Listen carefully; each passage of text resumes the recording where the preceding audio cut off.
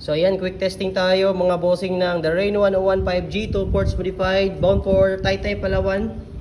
So ayan na po ma'am yung ano mo ma'am details. Ito mismo yung darating sa iyo. Ayan. So yan po yung default niya. Pag mag-reset ka, yan mismo diyan ka mag-login sa details niya. So ito yung lagayan ng outdoor antenna natin. Okay? Tapos ayan yung gamit ko na antenna. Bali 3 meters lang ito na 240 LMR cable, makapal to siya. Yan, pinalitan ko dyan. Ang cable niya, pinalitan ko. Yan ay 18 dBi, Globe Memo, tapos with satellite dish. Yan yung reflector. May saktong angle po yan mga bossing at tamang sukat kung gaano ito kalayo dito. Hanggang dyan. So, yan. So, yan na. Naka 5G tayo ngayon. Tapos, ito yung main dashboard niya. Yan yung IP. Tapos, yung password niya. Ayan. Username. So, login muna na tayo. Yung ginawa ko dito na password ma'am is admin lang. Small letter, admin. Ayan. So, pagpasok mo dito sa main dashboard, pwede ka rin dito mag-banlocking. Marami din dito pero mas maganda itong custom. Dito sa custom, ito yung pangalawang ano niya, dashboard niya. So, dito, type mo lang admin.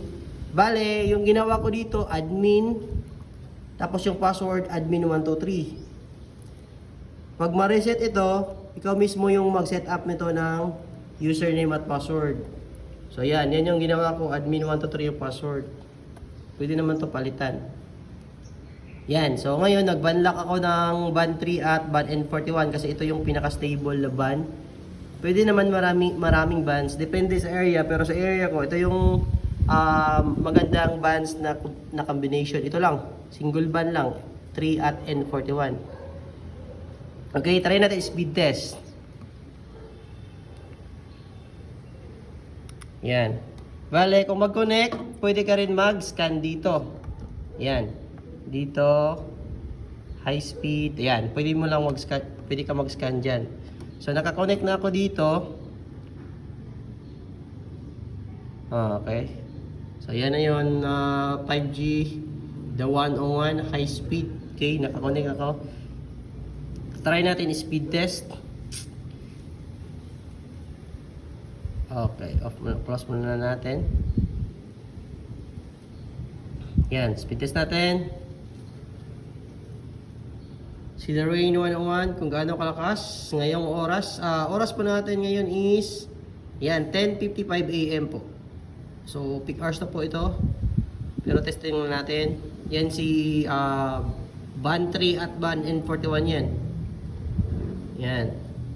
So, hindi na po ito bababa sa 200 Mbps yung speed ko sa area ko. Yan yung speed natin. Try natin i-ban 1 at ban 3. Mas maganda sana pag nasa ano talaga LAN. Pag naka-LAN ito, insakto talaga yung speed na makukuha niya.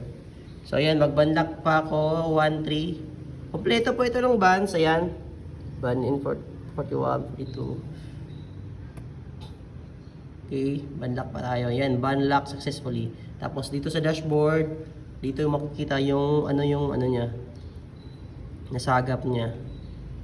So naka-banlock na tayo ng N41 1 and 3. Pero hindi pa siya lumabas kasi kailangan pa niya ma-trigger. Kasi walang ibang naka-connect ngayon eh. Ito lang mismong phone ko. Pag may naka-internet, naka-connect, lalabas yan siya. Pero pag mag-speed test tayo ngayon, wait lang. Yan, so speed test na tayo.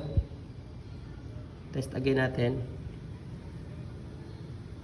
Kanina 213. Yan, mas mababa yung ping yan oh.